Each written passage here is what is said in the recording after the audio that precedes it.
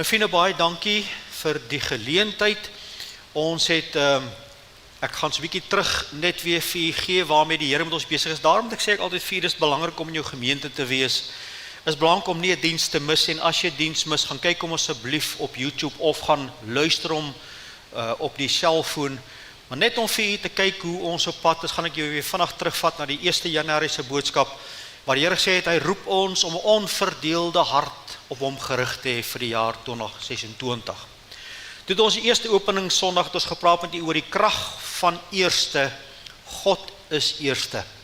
En toe die volgende Sondag wat ek gepreek het ons gepreek laasweek oor maak los. Die Here het jou nodig. En vir hierdie week het ons vir gesê, het ons 'n week van verootmoediging, wat ons hierdie week al met oordenkings vir gebring het. En daai 7-8 minute oordenking gee vir jou al die inligting wat jy nodig het om te verstaan waaroor dit gaan. Dis ons week van 'n verootmoediging, vriende, en net om so 'n samevatting te doen van wat ons gedoen het in die week, is as jy dit nie ontvang het nie, vra asseblief aan, ek sal dit vir jou stuur. Maar ons het gepraat oor wat verootmoediging is. Dit is die regte siening van God. Dit vra 'n eerlike selfondersoek en bekering waar nodig.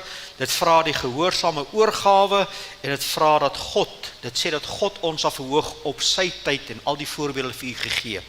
So nou gaan ons vandag aanvien en ons gaan na ons skriflesing toe en ek gaan 'n paar gedeeltes vir u laat saam lees. Dis op my bord, maar ook as u wil saam lees Filippense hoofstuk 2. Ek stuur dit Saterdag uit sodat u dit reeds kan sien en as u wil kan u dit gaan deurlees. So as u nou alles kry en u is op lyn saam met my, dan behoort u nou te weet waaroor dit gaan, waar is ons. So kom ek lees vir u saam vanaf vers 5 Filippense 2. Want hierdie gesindheid moet in julle wees wat ook in Christus Jesus was. Hy, hoofletter, wat in die gestalte van God was, het dit geen roof geag om aan God gelyk te wees nie. Maar hy het homself ontledig deur die gestalte van 'n diensknegt aan te neem en aan die mense gelyk te word. En 'n gedaante gevind as 'n mens, het hy homself verneder deur gehoorsaam te word tot die dood toe, ja, die dood van die kruis. Daarom, kyk nou mooi, daarom, al die verse vooraan, daarom het God hom ook uitermate verhoog en hom 'n naam gegee wat bo elke naam is, sodat in die naam van Jesus sou buig elke knie van die wat in die hemel en op die aarde en die wat onder die aarde is. En elke tong sou bely dat Jesus Christus die Here is tot heerlikheid van God die Vader. Hy praat hier oor 'n baie besondere hartgesindheid wat in ons moet wees. Nou wys hy terug na Christus toe wat in hom was en dan wys hy hoe die Here hom verhoog. Dan gaan ek jou nou ander 2 gedeeltes toe vat wat deel is van ons skriflesing. Een is sommer ons teks van oordenking ook. Maar 1 Samuel 16 vers 7 sê, maar die Here sê vir Samuel, kyk nie na sy voorkoms en sy hoë gestalte nie, want ek ag hom te gering, want nie wat die mens sien, sien God nie. Want die mens sien aan wat voor oë is, maar die Here sien die hart aan.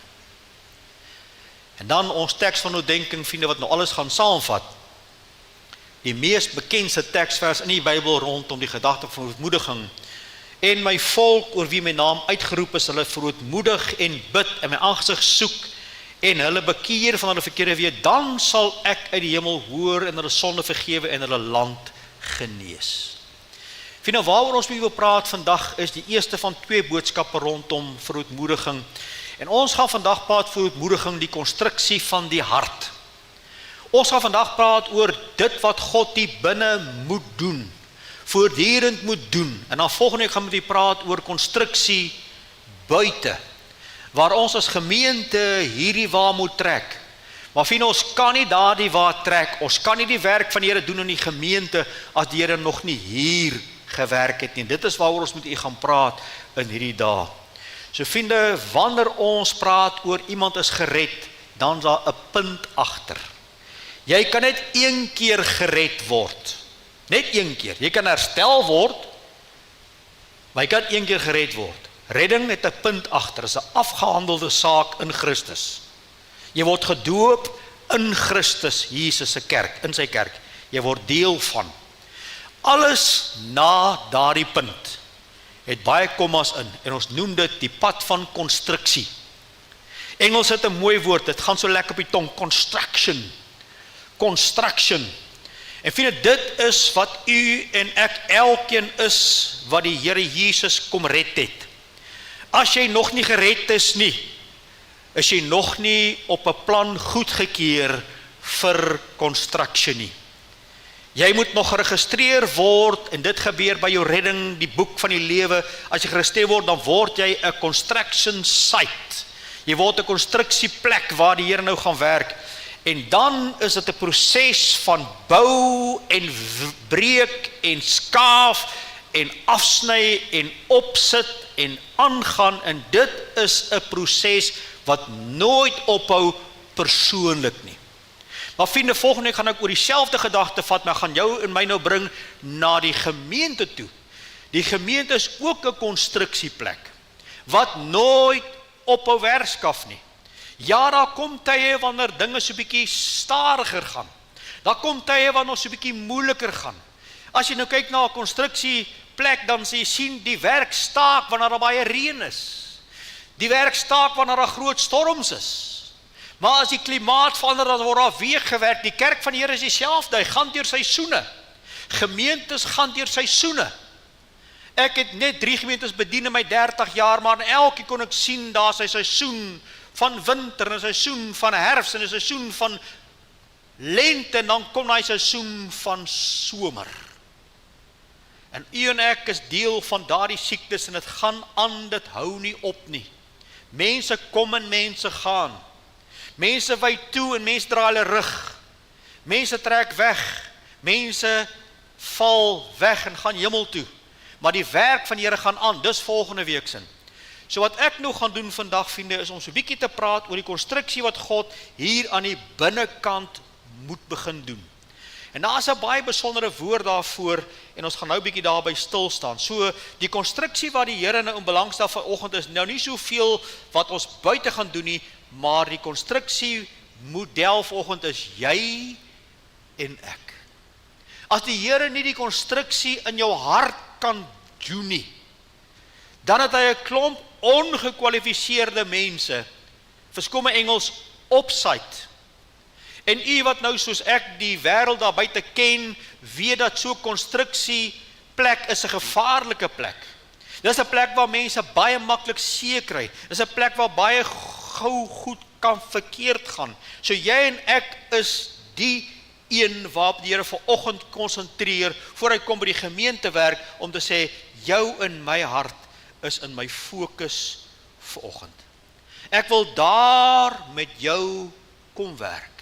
Ek wil daar kom, en wat die Here vanoggend vra in ons eie harte is net die gedagte van verootmoediging. Net die gedagte van verootmoediging. Verootmoediging, vriende, gaan regdeur loop. As jy hom gaan lees in die skrif, altyd gepaard met 3. Is verootmoediging en vas en gebed. Jy kan daai 3 amper nie van mekaar skei nie. En daarom sê ek, die Here wil nou by jou en my kom stil staan. So wat ek vandag gaan doen, ek gaan baie van die inligting nou in my inleiding met jou deel. So wat ek nou gaan doen, vriende, ek gaan vir jou die tafel dek van wat verootmoediging is. Ek gaan vir jou nou baie inligting gee oor wat verootmoediging is. So as ons dan kom by die 3 kort punt wat ons gaan toepas, dan weet u wat is verootmoediging. So vriende, wanneer ons praat verootmoediging, dan begin ons in die eerste plek, en ons gaan so ver terug as die Ou Testament, en ons gaan kyk wat sê die Hebreëse woorde, en ek haal nie die Hebreëse woorde aan nie, vriende, ek verstaan dit nie altyd nie, jy verstaan dit nie, ons het nie Hebreëus gehad nie, so baie mense het, maar die bronne wat ons raadpleeg, gee vir ons die regte inligting, want hulle het al die goed gedoen. So wanneer ons praat oor verootmoediging in die Ou Testament, vriende, dan beteken dit eenvoudig om onsself te verneder, om te buig, om jou siel te verootmoedig en onder sy gesag te kom. Ek wil van die begin af hê, jy moet net iets raak sien, vriende, ek gaan dit later ook hanteer. Maar wanneer ek by 'n vreemde skool inkom, daar kom nou 'n boelie, seun of dogter, wat my of jou nou in die oog het, en hy kom doen dinge, hy kom stamp aan jou, hy klap jou, hy doen lelike dinge, of sy doen lelike dinge, hulle sê lelike dinge. Wat wil hulle doen? Hulle wil jou verneder. Nou dis nie wat hier staan nie. Hierdie vernedering waarvan ons praat is 'n spontane buig voor die Here. 'n Siel wat hom verootmoedig voor die Here. 'n Siel wat buig en sê ek wil onder u gesag kom. Hierdie woord word gebruik vir innerlike hartshouding saam met uiterlike praktyke, naamlik vas, rou, belydenis. Dit is nie net 'n emosionele of finansiële armoede, maar dit is 'n mens wat weet ek het God nodig. En as jy die pad van die Here al so eentjie saam met my loop, vriende, sal jy weet, jy kan nie een dag sonder die Here gaan nie. Ek kan getuig daarvan en elke kind van God kan getuig daarvan, die dag as jy loop op jou eie, begin die agterstand en begin jy agteruit beweeg. Vriende, die Ou Testament verootmoediging is 'n reaksie op God se heiligheid. Dis 'n antwoord op sonde. Dis 'n voorwaarde vir herstel en is 'n lewenshouding van afhanklikheid. Dis 'n baie breë konsep van verootmoediging in die Ou Testament. So is nie daai ding van ek sal jou verneder nie, nee, dis waar ek myself voor God kom klein maak in die Ou Testament. Maar as ons om deurtrek na die Nuwe Testament, vriende, dan vind ons dieselfde gedagte ook daar. Dit is om laag te buig, sê die Griekse woorde. Dis om neer te buig. Psalm 43, waarom buig jou neer in my siel? Dis om af te bring, dis om klein te maak, dis om jou eie aanspraak prys te gee. Dit sê dit so mooi. In die Nuwe Testament is dit veral 'n plek om te kom en te sê, Here, ek kan nie. Ek het u nodig, ek gee my aanspraak af. In die Bybelse sin is dit nie selfvernedering uit skaamte, en hoef jy gesê, dit is nie daai vernedering, ek sal jou wy, dis nie wat daar bestaan nie, dis iets wat ek en jy doen. God kom verneder ons nie. Hy is verneder aan die kruis. As jy ooit dink aan vernedering, dink aan die kruis. Die volmaakte, sondelose seun van God word vermink met die Romeinse kats. Sy baard word uitgepluk. Hy word naak aan 'n kruis gehang. Hy word bespieg en bespot. Dis vernedering. God doen dit nie met ons nie. Hy het dit op sy seun gesit. Hierdie vernedering praat uit, ek buig voor God in 'n toestand van, ek het u nodig. Ek bely u grootheid. Ek bely u my afhanklikheid van u. Ek gee my selfverheffing prys, Here. Ek wil onder u gesag buig. Matteus 21 som dit so mooi op, maar elke wat homself verhoog, sal verneder word, en elke wat homself verneder, sal verhoog word. En kyk maar net in die nuus, vriende, as jy so 'n bietjie op die sosiale media beweeg, en jy volg kerke, kom jy dit gou agter. Hoe mense hulle self optel tot hierdie groot helde om te val. Nee, vriende, ons buig voor God. Verootmoediging verder sê ons, vriende, is 'n persoonlike en dit is 'n baie intentionele keuse. Dit is om self te sê, ek verootmoedig my. En die Here sal op sy tyd regeer. Ek het nou met u gepraat in die week wat verby is, oor die verootmoediging van 'n Josef. En kyk het wat het die Here met hom gedoen op die einde, hoe die Here hom verhef. Maar verootmoediging bly 'n keuse. God sal jou verhoog op sy tyd. Hier is die belangrike, die pad af is die pad op. Die wêreld sê, Jesus sê. Jesus sien is gedurig in kontras. Jesus sê, wie eerste by my staan, en wie die grootste by my is, wie is 'n dienaar en 'n slaaf vir my. In die wêreld is ek en jy niks. En daar hoor hy vir ons die voorbeeld van alle voorbeelde voor, vriende, as hy vir ons sê, en 'n gedaante gevind as 'n mens het hy homself verneder deur gehoorsaam te word tot die dood toe, ja, die dood in die kruis. Ons voorbeeld vir verootmoediging is nie Piet of Sannie of tant Klaasie nie, dis die Here Jesus self. Kyk wat sê ons, hierdie verootmoediging lei tot selfopoffering, nie selfbevordering nie. Verootmoediging is inderwaarheid 'n Christus gelykvormigheid. Soos ek en jy in daai staat van ootmoed is, in daai staat van verootmoediging is, dan begin ons iets beleef van wat Jesus gedoen het. Maar let op vriende, die fokus is voor die Here, nie voor mense nie. Hierdie verootmoediging gebeur in God se teenwoordigheid. Wanneer ons daar lees in Jakobus 4:14, verneder julle dan voor die Here en hy sal julle verhoog. Waarom doen ons dit nie voor mense nie? Waarom jaag ek jou nie in 'n hoek en sê, kom ons verootmoedig en ons gaan bid nou nie? Want daar is sake wat vir my en vir jou so privaat is. Sake wat so diep gewortel is. Soms sonde wat so lelik is.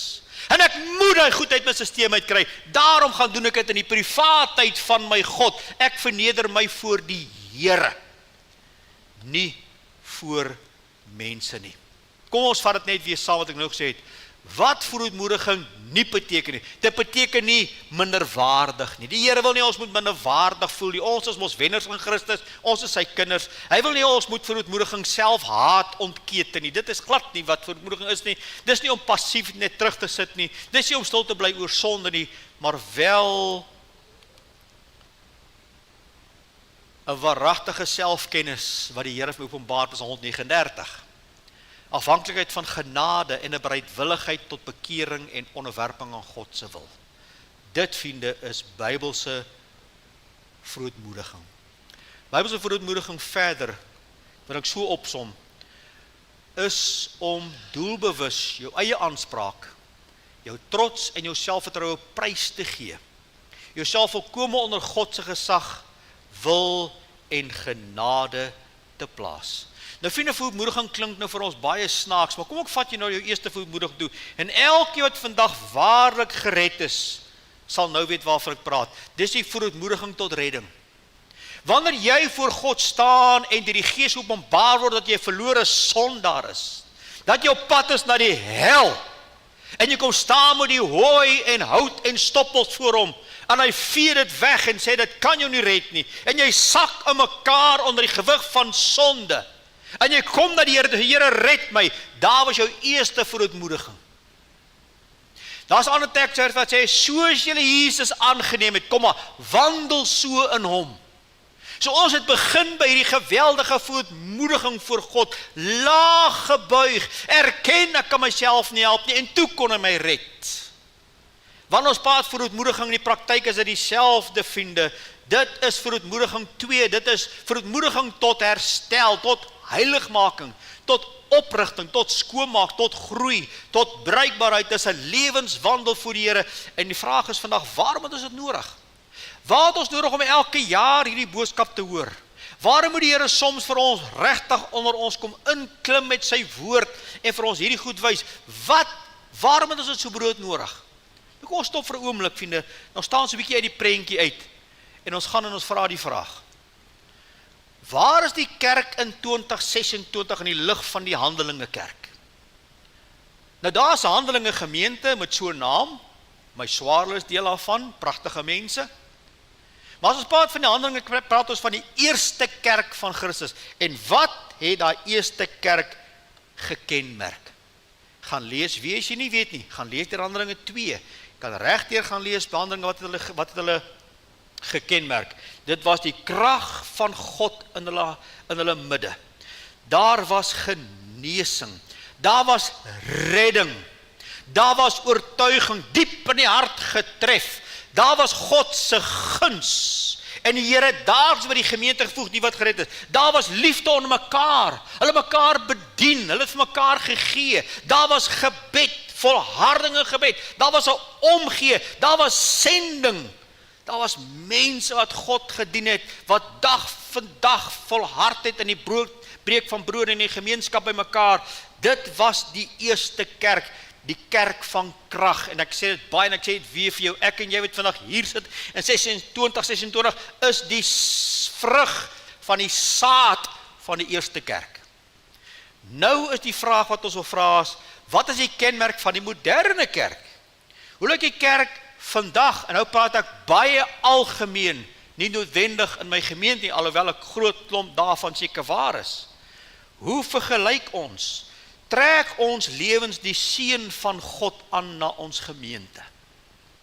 Of lewe ons op die krummels van sy genade? Ons wil dit net maak, maar ons het nie oorvloed nie. Trek ons die seën aan van God. Ervaar ons die krag van God in ons persoonlike lewens, in ons oorwinning oor sonde. Ervaar ons dat ons getuies van die Here is, wat nie bang is vir enige mens nie. Ons staan op vir Jesus. Ons staan op vir wat reg is. Of iemand het opgesom en gesê, en jy kan self gaan lees in 2 Timoteus 3, die tekens van die laaste dae. So baie neem dit waar. So baie sien dit. Na 30 jaar, vriende, het ek gesien hoe die goed al minder word, en ek sê weer eens in 'n sekere mate waar, nie altyd nie, maar die kerk van vandag toon 'n vrugteloosheid. Wanneer laas het daar waaragtig siele tot redding gekom op grond van die atmosfeer wat geskep is deur gebed. Die atmosfeer wat geskep is deur die Gees van God wat ingedra word in 'n gemeente. In herlewingsjare, vriende, as mense by 'n plek instap het hulle op hulle knie geval en dat God begin roep, daar was nog nie 'n woord gepreek nie, want die mense het die teenwoordigheid van God ingedra. Waar is dit vandag? Ons sien die kragteloosheid van kerke, die passieloosheid, die selfsug, die eie wysheid, die veroordeling, die neerlaat teen sonde. Ons sien dit in die vleeslikheid van mense, wat kwaad word vir alles. Ek sal nie my voet in daai kerk sit as daai dominee nog daar is nie, sodat dit nooit gegaan oor Christus nie, maar oor die dominee of pastoor wat daar is. Dooie vorm godsdiens, momentloos, lou, leerdienste, min geld, groot afval. Vind ek wonder as ons vandag hand in eie boesem steek, hoeveel van ons sal kan sê, miskien is dit al by ons die waarheid wat staan in 1 Samuel 4:21 en Samuel 14 vers 3, Ikabod. The glory of God has departed. Grotendeels, vriende, is die kerk van vandag besig met die belangrike onbelangrike. Onbelangrike goed is op die agendas. Die belangrike goed is op die agtergrond. Wat is die kerk se heel eerste opdrag? Preek die evangelie van Christus. Mense moet gered word. Vriende, gaan blaai deur die kerkblaaie, gaan blaai deur boodskappe, gaan kyk wat is die boodskap van vandag. Dis 'n sagte boodskap, dis 'n motiverende boodskap, maar wanneer laas het jy die waarheid gehoor rondom die evangelie van Christus, rig het op die man af om te sê, sonder hom gaan jy 'n verdoemenis in, sonder God en sonder hoop. Maar die kerk is met baie ander dinge besig. Maar daar die toewyding, daar die disipelskap, daar die commitment of toewyding is vir baie mense op die agtergrond. Dis juis in tye soos hierdie, vriende, wat die Here met ons wil praat. Jesus het 'n tye wat hy vir ons wil sê, kom ek vat julle weer na die bekendste teksvers in die Ou Testament met betrekking tot verootmoediging. En dit is my teks van oordeenking wat ek net gaan toepas. Ek het nou klaar die tafel vir u gedek. U weet waaroor verootmoediging gaan, u weet waarom ons moet verootmoedig, u weet waarom ons die Here moet gaan soek in die privaatheid, u weet waarom ons moet gaan stil word, gaan tyd maak met die Here. Kom ons gaan vat hierdie teksvers en ons gaan maar 3 kort gedagtes met u kom deel. In die eerste plek het gesê die inleiding gaan vir u baie gee, so kom ons gaan pas hom toe. Verootmoediging is jou en my verantwoordelikheid. Kom ons lees dit saam. En my volk, ook my kerk, oor wie my naam uitgeroep is, hulle verootmoedig. Vriende, ek en jy moet voor God verootmoedig. Dis jou verantwoordelikheid. Hoekom? Want dit kom nie van self nie. Ek het daar uit my ou shed, het ek gou 'n bietjie gaan goedjies haal om vir jou net iets te demonstreer. Hier is gewone bindraad, die boer se beste vriend. En dit is bindraad. So ek wil net nou kyk na die bindraad wat ek vir julle wys. Kyk nou wat maak as ek hom buig. Wat doen hy? Hy bly waar ek hom gebuig het. En ek hou nie van hom so nie, wat so maak, ek kom ek buig hom nog so bietjie. En kom geef hom soms 'n kringetjie ook in. So 'n kringetjie. Sien wat ek vir jou sê? As dit so maklik was, het God ons gebuig in die vorm wat ons wil hê. Maar ons is nie bindraad nie, ons is nie robotte nie, ons is nie sy pionne nie. Hy werk nie met ons so nie. Ek en jy vriende is soos hierdie ou staal liniaal vir my wat 40 jaar, 50 jaar saam met my kom. Daar's nie 'n manier wat jy dit ding kan buig in daai vorm. Kyk, die oomblik kom los. Maar ek buig hom, jy moet daar kom. Maar die oomblik as God dit los. Ek en jy is soos dit. Ons verwysingsraamwerk, ons lewe hier binne moet gedurig deur geëvalueer word, gedurig deur na God toe gebring word. Want as God dit nie vir jou doen nie, dan gaan jy dit nie doen nie. En luister mooi, God kan dit nie vir jou doen nie. Jy moet jouself na hom toe bring en sê, hier is ek. Ek kom verootmoedig myself voor u. Dis my verantwoordelikheid om stil te raak, die oordenkings, om die Here te soek, om te vra, om sy grootte te erken, is my verantwoordelikheid. Dis jou verantwoordelikheid om voor die Here te gaan verootmoedig. Niemand kan dit vir jou doen nie. Jy kan dit vir my doen nie, ek kan dit vir jou doen nie. Tot ek en jy nie staan en 'n sirkeltjie om myself trek en sê verootmoediging begin by my nie, dan gaan dit nie gebeur nie. Die Nuwe Testament dieselfde waarheid. Verneder julle onder voor die Here en hy sal julle verhoog. 1 Petrus 5:6, verneder julle dan onder die kragtige hand van God, sodat hy julle kan verhoog op die regte tyd. Hy wil ons gebruik, sal volgende keer opraat. Maar daai gedeelte, vriende, lê in jou en my midde. Kom ek herhaal weer vir jou. Verootmoediging is om jouself doelbewus, en die woordjie ontbreek, intentioneel voor God te buig. Jou eie trots, jou eie selfvertroue neer te lê, sodat God elke keer verhoog kan word en sy wil in jou lewe kan geskied. Wat gebeur? Ons is so maklik daar waar ons sê, maar ek sal regkom. Nee, maar ek sal regkom. Ek sal regkom. Man, ek sal regkom. Nee, vriende, ons gaan nie regkom nie. Dink aan die draad, dink aan die liniaal. Die oomblik as God nie betrokke is by jou nie, die oomblik as jy nie betrokke is by God nie, dan spring die liniaal terug en jy's back to reality. Dis weer jy in jou vlees en God kan dit nie gebruik nie. Verootmoediging, vriende, is eenvoudig om teen die agtergrond van God se heiligheid te sê, Here, U is so groot. En hoe groter God kan word in ons oë, hoe kleiner kan ek word in myself. Hoe weet ek God is groot? Hoe ontdek ek dit? Ek gaan na die Here toe in my stilte tyd. En ek vat die skrif en ek begin die skrif lees. Begin die evangelies lees. As ek jou na die Here toe sê, ek vir jou gaan lees Johannes 30 keer deur. Gaan lees die verhaal oor God, oor Christus. Laat dit insak. Kom agter met wie jy te doen. En hoe meer jy uitstaan en hoe groter God vir jou word, hoe kleiner word jy in jouself. Maar kom ek draai vir jou om. Wanneer ons God se woord, wanneer ons sy dienste, wanneer ons tye van gebed en die woord verontagsaam, wat gebeur? Ons staan al hoe verder weg. God word kleiner en ek word groter.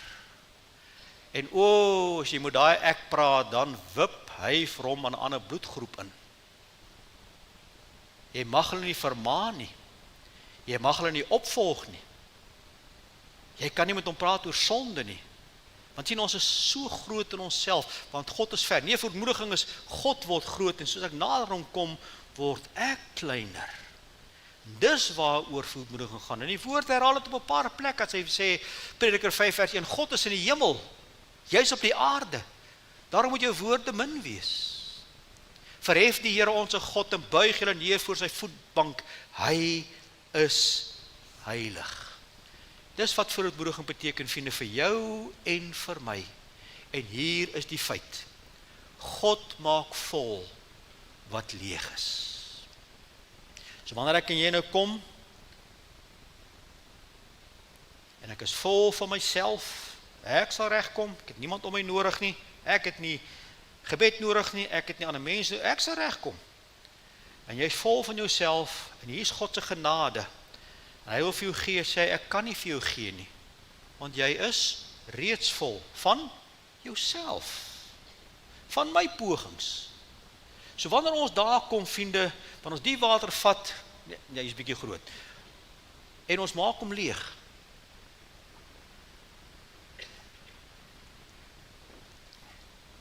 Nou kan ek kom en sê, Here, ek besef ek kom nêrens op my eie nie. Ek besef ek is niks. Ek besef, Here, ek is so klein. Ek praat nou met lidmate daar agter van die vloede in die wildtuin. Hoe magteloos ons is teen die natuur. Weer dan dink ek saak op my huis en kyk ek na daai ou klein suiker meetjie wat my kom pla. Wat maak ek met hom? Ek vang met so. Man, is nie is halwe sekond, net so. Hy het nie eens geweet wat tref hom. Nou vriende, dink gou in terme van my of 'n groot man soos jy en 'n suikermuurtjie. Nou kyk jy na sy beentjie onder 'n teleskoop, dan sien jy uit sulke klein verskillende stukkies bene. Die onderste stukkie daar waar jou toontjie is, daai stukkie. Ek en jy is dit nie eers nie voor God nie. Ons is niks. Niks. Tog wil ons aangaan asof ons iets is. Dis wat verootmoediging beteken. God hou vir ons die spieël op. Ons sien die saak ly skade. Ons sien onsself ly skade, maar my kop bly in die sand. Ek is maar so bly daaronder, maar ek is maar so volhard. Waar lê die antwoord? In verootmoediging. Maar nou sê ons elke jaar vermoedig, maar vermoedig ons regtig? Ek weet nie vir wie van al die boeke gelees het, maar is 'n wonderlike man wat geleef het, sy naam was William Booth. Dominee Heer sal nou weet wie hy, ons het hom goed geken. Hy was die stigter van die Salvation Army, 'n toegewyde man van God, absoluut toegewyd. En hy het werkers uitgestuur na verskillende plekke. En hulle het gewerk, en sien hulle van hom terug, en sê hulle, hier gebeur niks. Niemand kom tot bekering nie, niemand wil die boeke vat nie, niemand wil die traktaat, hier gebeur niks. En hierdie man wat al 'n pad neerloop, stuur hulle telegram terug, net met 2 woorde.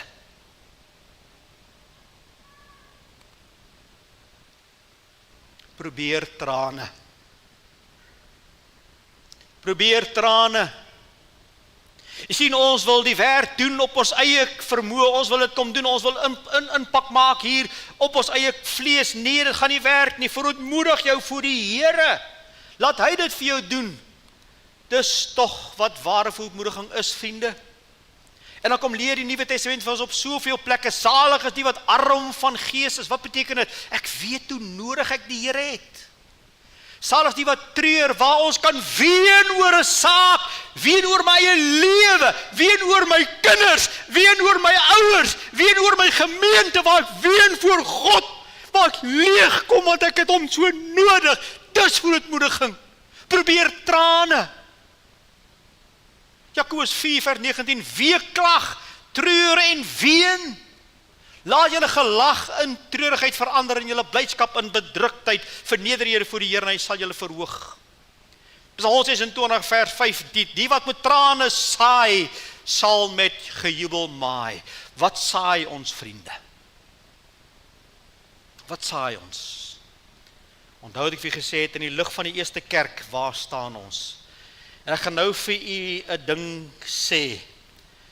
Ek gaan hom op die bord sit, dit het my geskok tot in my siel toe ek het lees.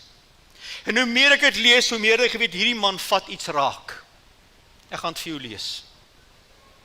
Iemand het gesê, die kerk van die moderne eeu het nie 'n probleem met die duisternis nie, maar met die lig. Ek gaan het vir jou herhaal. Iemand het 'n groot waarheid gesê, die kerk van die moderne eeu het nie 'n probleem met duisternis, maar met die lig. Verduidelik dit vir my. Hoeveel van die kerk lê op hulle beddens in 'n sitkamer op 'n bank en laat die duisternis van die wêreld in hulle kamers inpomp soos 'n rioolpompstasie. Ons sien die seks, ons sien die taalgebruik, ons sien al die vieslike goeders van die skrif verbied word aan ons afgedruk en ons is so gemaklik daarmee. Ons is gemaklik met die duisternis. Maar as God ons oproep tot 'n volle oorgawe, tot 'n lewe weggegee aan hom in verootmoediging en diensbaarheid en toewyding, dan het ons 'n probleem daarmee. Sien hoe kom hierdie stelling van die man so hard slaan? Ons is gemaklik om lou te wees. Ons is gemaklik om neutraal te wees. Ons is gemaklik om die Here te dien soos ek wil wanneer ek voel. En daarom het Jesus sê, waarom noem julle my Here, Here, en julle doen wat ek julle sê nie. Daarom het op 'n stadium omgedraai en gesê, draai maar weg en gaan weg, want julle wil hom nie regtig volg nie. As die Here vandag hier moet kom staan en dit vir ons moet sê, hoeveel van ons sal oorwees? Hoeveel van ons is bereid om dag vir dag ons kruis op te neem om te volg? Daarom het ons verootmoediging nodig in ons harte, vriende, juis daarom.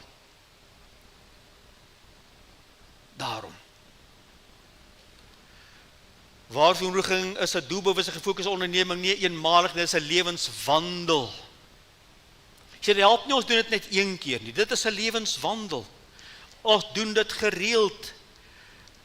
Hy het jou bekend gemaak hoe mens wat goed is. En wat vra die Here van jou anders as om reg te doen en liefde te betrag en in ootmoed met jou God te wandel? Dit beteken, dis iets wat ons gedurig deur doen. Ons groei in verootmoediging. Ons wandel in ootmoed, en ootmoed beteken eenvoudig, ons wandel in afhanklikheid. Ons wandel in gehoorsaamheid. Ons wandel in liefde betrag. Ons wandel in innerlike reinheid. Ons wandel in volharding. Dis die verootmoediging wat die Here vra. Hierdie once in a blue moon, hierdie once in 'n skrikkeljaar, waar ons miskien sal tyd afstaan, miskien 'n gebedjie op sy nee. Ek het nou vir julle gewys hoe ernstig verootmoediging is. Probeer trane. Kom vra Here, kom breek my voor U oor my eie toestand. Verootmoediging is jou en my verantwoordelikheid. God vra vir jou dat jy moet aksie neem. Maar ek vat jou in dieselfde teksvers toe, vriende. Hy het gesê, waar verootmoediging dra swaar aan bereidwilligheid. 2 Kronieke 7:14b. En my volk wie my naam uitgeroep is, hulle verootmoedig, reeds gedoen, en bid, en my aangesig soek, en hulle bekeer van hulle verkeerde weë. Dit vra 'n absolute bereidwilligheid. Om nie net te verootmoedig nie, maar dit wat ek weet op my radar verskyn te hanteer. My sonde te bely. My louheid te bely. My vreeslikheid te bely. Al daai dinge wat my so van God weghou en my so groot maak in myself, wil ek bly sodat ek weer nader kan kom aan die God. Weer die dissiplines aan plek te kry. Vriende, daar's dissiplines wat aan plek moet kom. Jou stilte tyd is nie onderhandelbaar nie. Jou tyd met die Here is nie onderhandelbaar nie. Jou tyd met die Here moet uitgekoop word, sê die Bybel. Jou kerkbywoning is 'n dissipline wat in plek moet wees. Daar's 'n prys om te betaal, vriende, en dis wat hy sê, daar's 'n bereidwilligheid. Ware verootmoediging is 'n bereidwilligheid om te sê, Here, ek maak klaar. Ek kom terug. Ek kom bely. Herstel en herlewing word afgelewer by die adres van die verootmoedigdes. 2 Kronieke 7:14 het ons reeds gelees, hy sê dit. Psalm 69 vers 11, wat my aangaan, my siel het geween met vas, want dit smaad het vir my geword. As die ootmoedige dit sien, sal hulle bly wees. Julle wat na God soek, laat julle harte lewe, want die Here luister na die behoeftes en verag sy gevangenes nie. Die plek van gebed en vas, dis deel van alles, vriende, deel van ons hele lewe. Dit moet deel van ons dissipline, dit is deel van hierdie ootmoed wandel met die Here. Handelinge 13 wys die eerste kerk ons terwyl hulle besig was om Here te dien en te vas. Ons lees in vers 3, en toe hulle gevas en gebid het hulle die hande opgelê en hulle laat gaan. Handelinge 14:23, en hulle het elke gemeente ouderlinge gekies en hulle na gebed en vas opgedra aan die Here. Ek is in my persoonlike stilte tyd in Markus en ek kom nie deur Markus nie, dit is so 'n ontsettende ingrypende boek.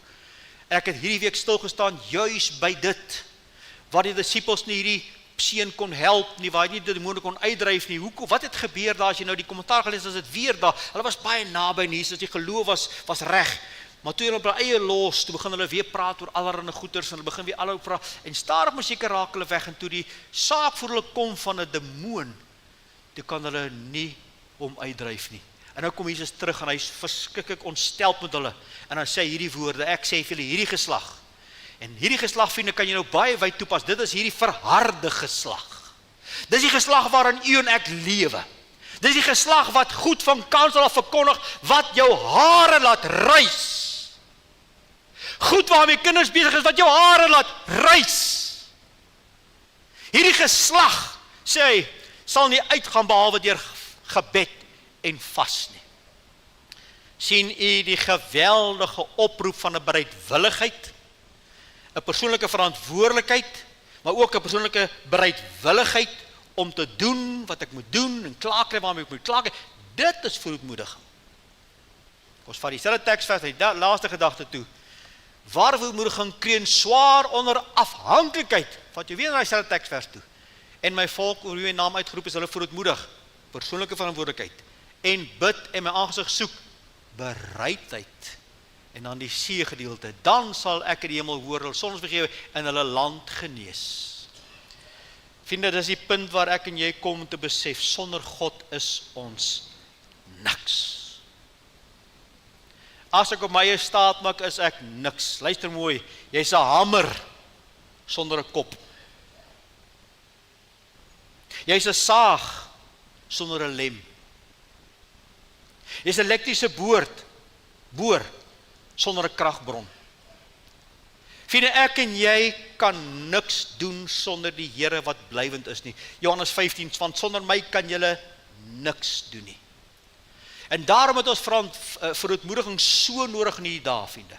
Persoonlik, bereidwillig, maar totaal afhanklik om te weet, Here, ek kan sonder u nie. Ek bely, en dis waarom die Here my baie jare terug in die bediening ingestuur het. As die Here die huis nie bou nie, te vergeefs werk die wat daarom bou. Kom ek sit jou naam daarin. As die Here vir Pieter nie bou nie, te vergeefs werk Pieter wat daarom bou. As die Here vir Pieter nie bewaar nie, te vergeefs waak Pieter. Dan kom hy in vers 2 en hy sê, net so goed geef as hy by mindes in hulle slaap. Dit is wat mense wat in ootmoed met God lewe. Wat weet ek het hom nodig. Daardie mens gee God het vir hulle in hulle slaap. Spreuke leer dit dieselfde beginsels vir ons. Spreuke 5:39, die vrees van die Here is die tug van die wysheid en nederigheid gaan die eer vooraf. Spreuke 22:4, die loon van nederigheid is die vrees van die Here, is rykdom en eer en die lewe. Die nederigheid en die vrees van die Here. Spreuke 18:12, voor die verbreking is die mens hart hoogmoedig, maar nederigheid gaan eer vooraf. O vriende, dis waar die Here jou en my vanoggend wil beweeg. Om opnuut te sê, waar staan ek en jy met betrekking tot ootmoed wandel met die Here? Tot 'n afhanklikheid van die Here, tot 'n volle oorgawe aan die Here. En dis waar ek en jy vandag staan, om te sê, Here, waar is ek? Kom ons maak dit klaar. Gesien in die Ou Testament ons sien wat verootmoediging beteken. Ons sê verootmoediging is 'n doelbewuste, intentionele, gefokusde onderneming wat ek persoonlik onderneem. Dan ons sê ware verootmoediging het bereidwilligheid sonder grense. Ek is bereid om te buig, bereid om af te kry, bereid om reg te maak, bereid om goed om plek te kry. Ware verootmoediging kreun swaar onder afhanklikheid. O Here, ek kan en ek wil nie sonder jou nie. Ek sluit af met Openbaring 19 vers 7. U en ek, wat 'n wederkomskerk is, verwag die wederkoms. My vraag is jy besig om jouself gereed te maak? Want dis daar staan.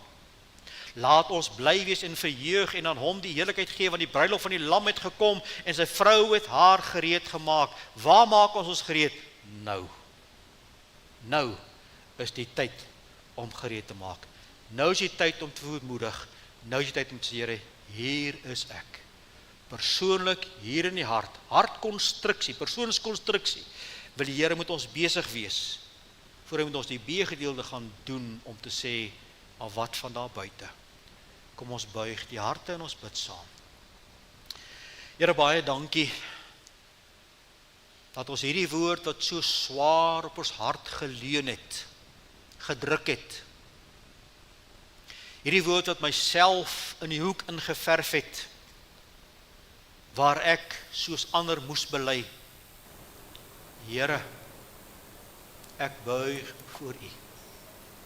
Here, ek verootmoedig, maar ek wil dit nie net doen vir vandag en vir môre nie, ek wil dit elke dag doen, ek wil in ootmoed met U wandel, dis my gebed vir myself, maar elke ander een wat na my luister, dat in die laaste dae, in die laaste doodsnikke, in beseringstyd van hierdie dispensasie, vir Uself 'n kerk, 'n gemeente bymekaar sal maak om te sê, ons loop voluit met God, of ons loop glad nie.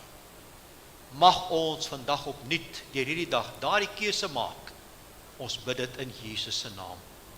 Amen.